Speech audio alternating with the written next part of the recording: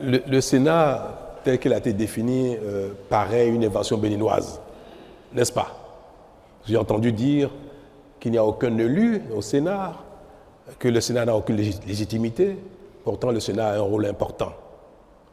Je veux vous dire que c'est vrai, chacun imagine, invente ce qui lui convient, ce qui est conforme à ses besoins, à son histoire, à sa réalité. Mais il est rare que les idées même les plus belles, les plus innovantes ou novatrices relèvent d'une exclusivité. Dites-vous une chose, quand vous pensez à quelque chose de très bien, quelqu'un a déjà pensé à ça. C'est rare qu'on soit vraiment les seuls à avoir une idée novatrice. Le fait que ce soit un parlement de gens désignés, de compétences, d'expérience, de sagesse, existe ailleurs dans le monde. Vous le savez, non? Le Bénin n'est pas le seul pays dans lequel le Sénat est composé à 100% de personnes désignées, aucun élu. Le Canada. Le Sénat du Canada, il n'y a aucun élu dedans. Ils sont tous désignés. Ce n'est pas le Canada qui nous a inspirés. Hein. C'est vrai que la connaissance du monde peut parfois nous amener à faire nos analyses de manière circonstanciée. Le rôle qu'on a voulu donner au Sénat requiert que ce soit un Sénat de personnalité. Pour jouer ce rôle tampon, pour jouer ce rôle d'apaisement, pour jouer ce rôle de régulateur de la vie politique. Au Bénin, il n'y a aucune institution qui régule, qui apaise, qui tempère les ardeurs politiques. Ça n'existe pas. Et pourtant, c'est notre plus grand problème. Ce sont les heurts politiques qui créent des histoires. Ce sont les différences politiques qui même empêchent l'action politique efficace. Il n'est pas inutile qu'il y ait dans la République un conseil de sages.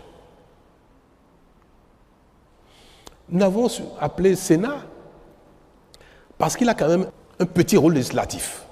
Et le thème consacré pour les institutions qui partagent avec l'Assemblée le pouvoir législatif, ce thème standard, c'est le Sénat. S'il n'y avait pas le moindre rôle législatif dans les attributions du Sénat, on aurait peut-être appelé le Conseil des sages.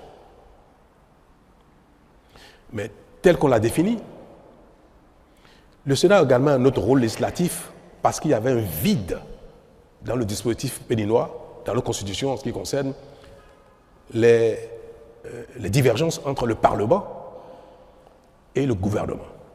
Vous savez, au Bénin, le président de la République, le gouvernement, peut également initier des lois qu'on appelle projets de loi.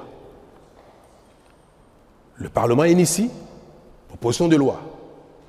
Dans tous les cas, que ce soit projet venant du gouvernement, venant du président de la République, ou proposition venant des députés, c'est le Parlement béninois seul au Bénin qui vote la loi.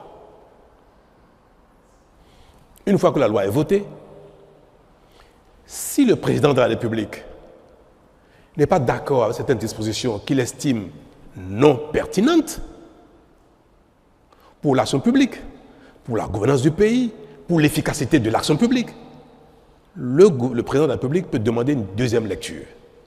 Et il dit, à l'occasion, il demande que telle disposition soit modifiée dans tel ou tel sens. Il peut suggérer même d'introduire de nouvelles dispositions dans la loi qui a été votée.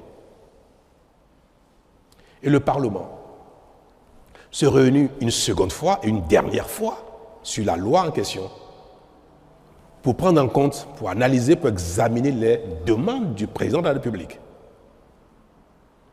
Le Parlement est autonome, souverain.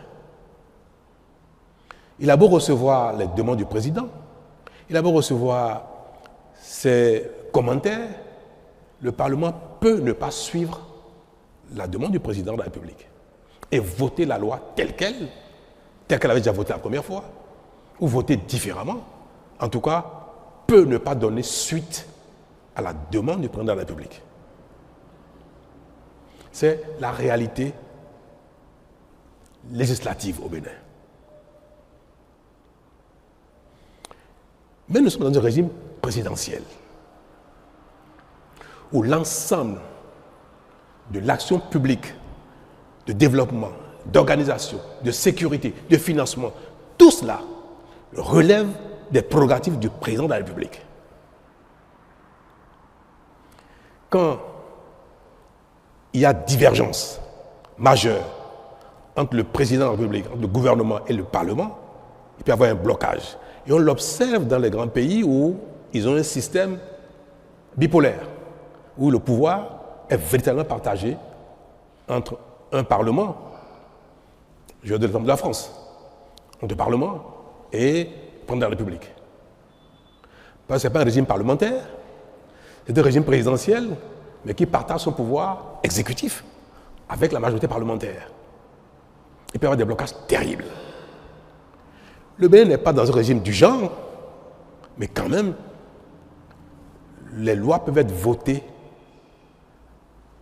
sans l'approbation ou sans prendre en compte les demandes ou les exigences du président de la République. C'est bien pour la démocratie, mais parfois pour les pays comme les nôtres, ça génère des paralysies ou ça génère des perversions. Et c'est surtout les perversions qu'il faut craindre.